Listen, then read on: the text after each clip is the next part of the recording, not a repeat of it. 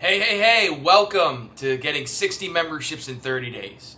My name is Giuseppe Malone, and I'm super grateful to have you here. I'm super excited to help you, give you the tools you need so you can start ramping up your membership sales, start making more money for your studios, and more importantly, start changing more lives. So in this lesson, I just want to give you an introduction of who I am, like why you should even be listening to me, why you're spending your time here, and then expectations and what to actually understand and see. Yes, you're going to hit 60 memberships in 30 days, but the expectations in terms of how to do so, what's expected from you in order to achieve that. Because at the end of the day, all the programs, all the systems, everything works, but it's up to you to actually apply them. So, what you're going to learn in these next few lessons is the understanding of the membership growth formula, how memberships grow, how we nurture them, how we grow them, how we conquer lead nurture over lead generation, and then really understanding the three-step sales process that's so different, that differentiates everything that you know about sales. It's actually what I teach my high-level clients in our coaching program. We call it the Sales by Service system. I'm going to give you a glimpse of what makes that really different so that you can apply that to your own sales process. And then where to go from there. Once you hit 60 new memberships, obviously certain things change, certain things grow, and you need more resources for that, and I want to provide that for you. But to get you understanding, like, who the hell is this Giuseppe guy? Why did I land here? Why am I wasting my time here? And what am I going to learn? So, to get a better understanding, right? I'm a metalhead who fell in love with the gym business, okay? To the left here, this is me with my band Intoxicated Rage. We toured a lot, we played a lot, heavy metal music. It was super fun, it was super great. But in the early stages of running a band, you don't make any money, right? It's a really hard business to generate money. There's a joke, right? What's the difference between a pizza and a musician? Well, a pizza can feed a whole family. Ha ha ha ha ha. Anyways, at that time, I just knew that I was someone who's really passionate about fitness, always have been, always will be, and figured, you know what, if I can get a job at a gym, I can get a free membership, I can get paid, and I can funnel that money into the band, right? And so that's exactly what I did. And at that time, I was working as a front desk employee, the welcome team, as they called it back in the day, and it was for a big box gym. And my job was just to, scan key tags, say hello to members, handle any problems, more like a concierge, right? Just delegate anything that needs to be delegated and clean the gym, whatever I needed to do. But what ended up happening was there was another level above me called a membership consultant. And we would get so many people coming in that were interested in memberships, but the membership consultant would take so much time to sell one membership that people would be waiting, and then guess what would happen? They would leave. So I decided to take a little initiative and try to talk to these potential prospects to keep them in a little bit longer so they wouldn't leave. And what would end up happening was I would actually sell them on the membership. And the membership consultant wasn't really happy about that because they lost out on their commission. But I was happy because, hey, we were helping the gym. We were helping these people who took their time to learn more about the gym, to understand, and we were selling memberships. And so my manager at the time took a lot of interest in that and decided to promote me into a membership consultant role. And so my job was 120 outreaches, cold outreaches, warm outreaches, and getting people to come in, buy the membership, take the tour, all that stuff. And it sucked in the very beginning because, like anyone who's new to anything, it takes time. It takes a lot of repetitions. But over time, I went from having to do so many outreaches, book people in, sit them down in the bullpen, have that conversation, give them a tour, to ultimately just closing them on the phone. And it was because I kind of figured out what our ICP was, what they were looking for, and I didn't want to waste their time because people don't want to waste their time. People's time, especially in 2025, people's time has become so much more valuable, and it's very hard to keep people's time. So being able to answer their questions, give them the information they need, and have them understand why it's the best option to go with us was super key in our sales process. Was closing about 10, 20 memberships a day. It was absolutely insane. I was super pumped, making great money. And then I kind of hit a crossroad in my life a little bit where I was also in school at this time in college. I was at Berklee College of Music, and I'll be honest, like, it's a great school, great institution, but they weren't giving me the information about learning how to really generate an income through music. They were just kind of telling me the basics of things, and I think the basics are always important. Foundations are important, but then there's a certain level where we got to learn how to make money. And I was making money doing this, and I just figured, you know what, if I double down here, I could do more touring, I could play more, it's a sales role, it's a little bit easier to remove myself a little bit and really go out on the road with my band. So I dropped out of school, and I focused more on my fitness business in my career there and my music. And so what ended up happening was I got promoted into a role called a corporate account manager. And that role was in charge of a sales team, but also doing B2B sales, where we would go to businesses. We would essentially come with an offer that was a little bit of a percentage down from the main offer, but it was a volume type offer. So for example, we would set up partnerships, and essentially for a guarantee of 10 memberships within the 30 days of that partnership, we would promise that we would offer a 30% lower price point to all their employees. And my job was to get at least 1 to 2 partnerships a month. So I was able to hit 24 to almost 40 partnerships per year, which generated so many sales for multiple gyms. It wasn't just the gym I was based out of. I did it for multiple locations all over Boston and was able to grow. But then I also had a sales team. And that was when I really learned the importance of not just telling people what to do, but how to manage them and get them to success. So I had to learn to build processes and systems that would work, not just for people who had the caliber that I did, but for people who were learning, right? Because everyone comes in new, comes in fresh. And I was very successful in delivering and teaching my teams how to sell at high volume, and not only sell at high volume, but keep the members in.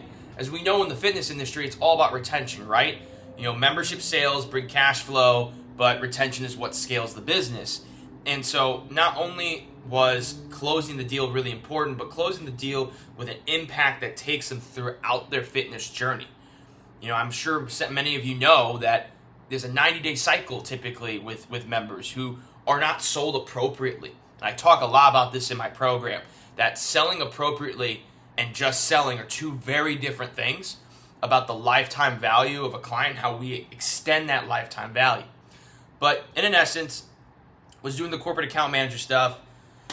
And then I think I was just ready for something different. I was ready to really operate a bigger team. And so I left that business and I went and got an opportunity to be a general manager at a Crunch Fitness. It was a 30,000 square foot gym.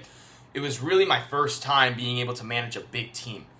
It wasn't just salespeople anymore. It was front desk, salespeople, personal trainers, an assistant manager, the cleaning team, everything else. And I was 23 at the time, and I was way over my head. I thought I knew it all, clearly didn't. And it took a year of working 14 to 16-hour days, and I'm not joking. I would literally show up at 5 a.m. to make sure that the team opened the studio, because we know, right? Like, sometimes that doesn't happen. Sometimes somebody oversleeps. And I was really bad at leadership at that point. And so my fears would creep me up, and I would literally drive, go to the gym, open it up. I would take a nap in my Toyota Corolla that I could not afford at the time. And then I would run the day, I would make the sales, I'll get things going, and then I would stay till close, which was about 11 o'clock, because I wanted to make sure the gym was set up successfully. And sometimes, to be honest, I would just sleep in my car. Because I only had a few hours before I had to come back. And that wasn't sustainable. And so I really needed to think of a way of what I needed to do to get better at this. And I made some investments with some mentors and some coaches, and I realized that I was just doing things wrong. And once I got those formulas corrected, all of a sudden I went from working 14 hours a day to working about, a normal 8-hour day. And it was actually scaling the gym a lot faster. My first 2 months, even though I was working 14 hours a day, at that point, we were able to scale our personal training business up by 50%. And in the big box world, we know that the memberships keep the lights on, but the personal training is really what drives the profits and the leverage that we need to really invest, get the equipment repairs done, get payroll in, all that type of stuff. And so I really learned not how to just do it on my own, but to take the principles that I learned from when I was a corporate account manager and a sales manager and and apply it to the personal trainers and everybody else so that they could sell at higher volume. Because when you have multiple people selling, it's a lot easier to grow a business. It's a lot harder when you're the only person, right? But I kind of hit a ceiling at that place, and they wanted me to be this guy who would hop around other gyms and sell higher ticket, and that really wasn't the thing I wanted to do. I really love leadership and management, but I love sales too, and so I actually just stepped away from the fitness business altogether because I just didn't see the growth opportunity that I was really looking for. And so I went to being a bouncer at a bar, still with my band at the time, but we weren't making as much money. We were going on tours and all that stuff, but it wasn't like enough revenue for us, 4 people, with travel expenses, everything else to just really live off of. So I remember telling my girlfriend that, hey, like, I'm going to leave this job, a salary job, be a bouncer, and try to figure it out. And being a bouncer sucks.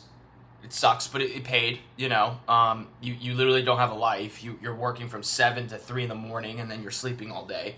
And I felt like my girlfriend and I were roommates at that point because she would work in the mornings, and I would be working in the evenings, and we would never really see each other, and I knew this was a problem. So on my phone during, bouncing hours, because there's times where you're just not doing anything, and I saw an opportunity with a brand called Orange Theory Fitness. And I heard about Orange Theory, but I just didn't really know what it was. And so they offered a studio manager role. Was like, you know what? Check it out. Met the team over there. Met the head coach over there, who's now one of my best friends in the whole world to this day. And they brought me on. And I thought, you know what? This is a really cool opportunity because running a studio, it's a lot easier in the sense of how much investment of time and what's focused on all over the place. You don't have a 30,000 square foot gym. It's a lot smaller. It's one modality. It's a group program, and it's brilliant. It's higher ticket, right? We were charging at that time $219 a month for the unlimited offer. And so I took what I learned from the big box world and I applied it there. And I got this job of December of 2019. And January 2020, I got that studio to hit 90 new memberships in their first month. February, we hit, I believe, just under 80 new memberships, and we were crushing. And then, obviously, we know what happened in March. The pandemic happened. And that was a really tough time. And I was very fortunate enough to be part of an ownership group that took care of us during that time. They paid us all. They didn't let us go. The leadership at that time knew that they needed us when we reopened, and they wanted to take care of us, so they paid our salaries, which I was super grateful for. But because of the success that I did with that studio, the CEO reached out to me and said, hey man, we'd love for you to be an area manager and operate multiple locations. So that took me from running one location to now running 2 premium locations. If you're familiar with Boston, one was in Back Bay, the other one was in Kendall Square. And at that time, the mission was we got to just get back to COVID numbers, right? A lot of people canceled. We put a lot of people in freeze. And obviously, there was a lot of fear at that time. We just didn't know what was going on, and people were nervous. People were dying. It was a very, very scary place. But I was able to hit pre-COVID numbers and beyond when we reopened because, again, I applied the same sales processes that we're going to talk about in this course and got people to sell. And again, I was in 2 locations at the time. I couldn't be the guy selling all the time, so I had to teach the teams how to do it. And I broke down the systems. I had them follow the play, and they executed. And because when you win, there's an energy that comes with that. Everyone gets excited. Everyone starts selling more. Members start becoming better, and the program works so well. Orange Series program is very well done. And so we had a great product. We just need a really great sales system. So I was able to do that. And then eventually I was offered the opportunity to be a regional manager. And a regional manager essentially is just overseeing a lot of the managers and looking at all these locations. And so I had 15 locations under my belt. They were in Massachusetts. They were in Rhode Island.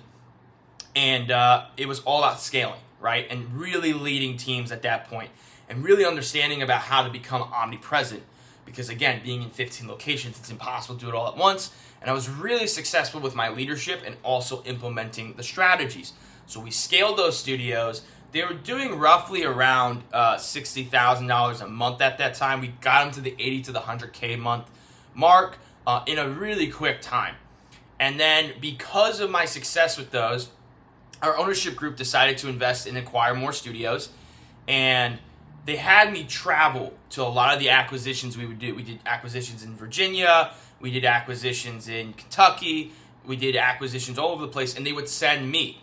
And so I like to say that if I'm the guy who was on a mission of mercy, I was the dude who would come in and flip studios around.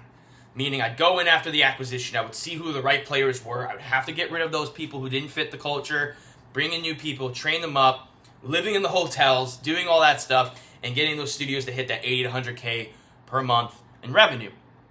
And I loved it. It was a grind, but I loved it. I was so used to the grind, but I loved winning so much that we saw success and just absolutely dominated. And then finally, I got the opportunity to operate and become a regional director, which meant I oversaw a lot of the Northeast locations, but primarily New York City. And you can see that behind me. That's actually Manhattan right there. And so my responsibility wasn't just for a lot of the studios we had in the city, but also to launch Orange Theory's flagship locations. The biggest location in the world, 7,000 square feet, 2 levels, absolutely insane. And at the time, that was one of the biggest projects I've ever had in my career. So I had to hire the managers, I had to get the pre-sale done, I had to be part of the construction process, work with the GCs, the contractors, everything else to get that studio going. Now, the crazy part about that studio was we didn't have leads coming in because I don't know whose fault it was. I'm not pointing fingers, but the CRM system that Orange Theory had was not set up for that studio. So we had to do really hard guerrilla marketing. And if you don't know what guerrilla marketing is, it's the old school, going out, talking with people, shaking hands, kissing babies, and getting people into the studio. And that first month when we opened, it was pretty tough because we didn't have a lot of leads. But by the second month, we were able to get that studio to 100K per month. We were thriving, we were growing, and it was absolutely amazing. And in this top photo over here, we celebrated, and that to the right is Dave Long. He was the former CEO of Orange Theory Fitness before they sold the Purpose Brands. To the left of me was the former CMO of Orange Theory, and to the other side of that gentleman was a partner of mine who worked with me in helping scale the studios, and we crushed, and we were celebrating it. And at that time we were celebrating, we got Steve Aoki to come in, do a little DJ set to help do some promotion with us, which was a really cool experience.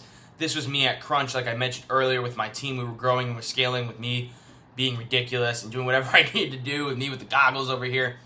And then you got me over here with the CEO of the group I was a part of when we launched. He was super happy and impressed with what we'd done. He flew all the way from Atlanta to come check out the location.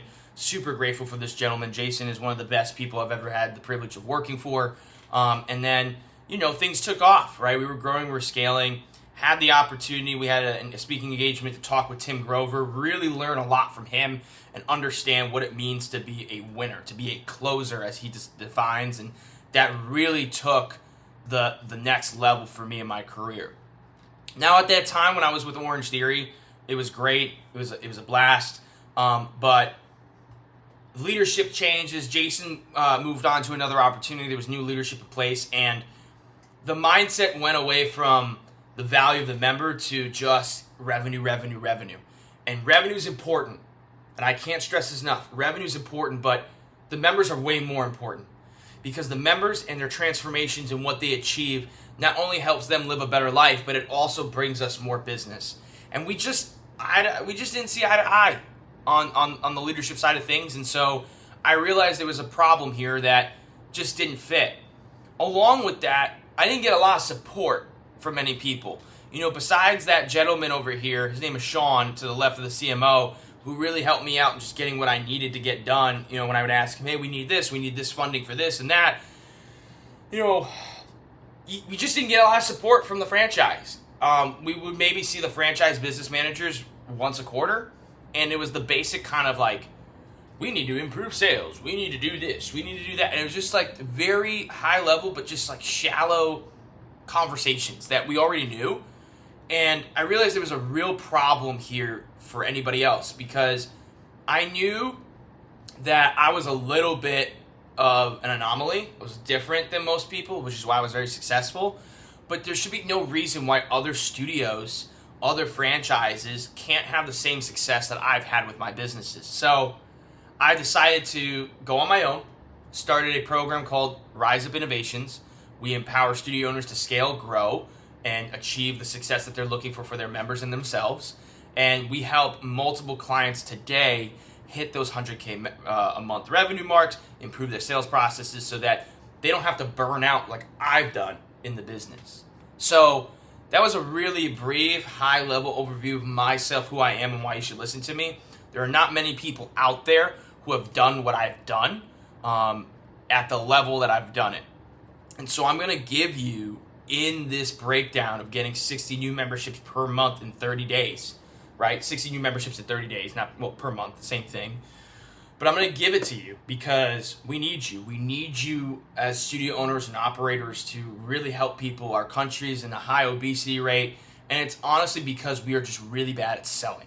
We're really bad at really creating transformations and having people understand why your studio, or my studios at the time, were the solution for them. So, with that understanding of who I am, how are we going to get into this, right? Understanding that, one, the expectation of this is what you put in. So I'm giving you the tools for free. You're not paying anything for this, okay? And I'm giving this to you because this is the first step in getting you to that 100K per month in revenue, is being able to lead, nurture, and close.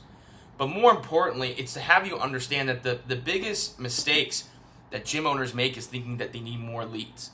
While lead volume is important, if you have a ton of leads, you're never going to sell.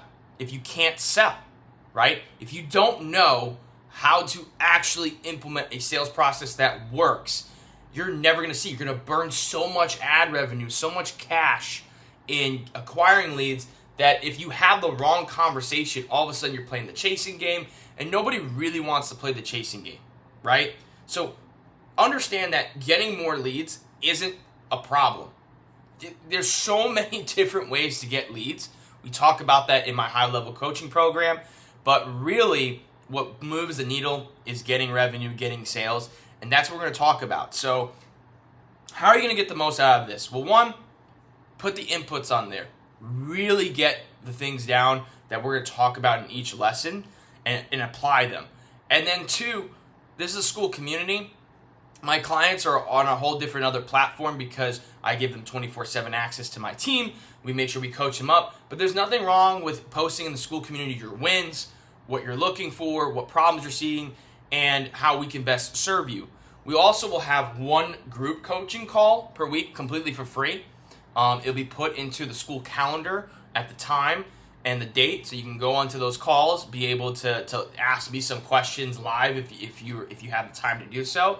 But ultimately, at the end of the day, how the success of this course goes for you is all about how you put the inputs in there. So enough about me, enough about the expectations. Let's really dive in and get this thing going for you guys.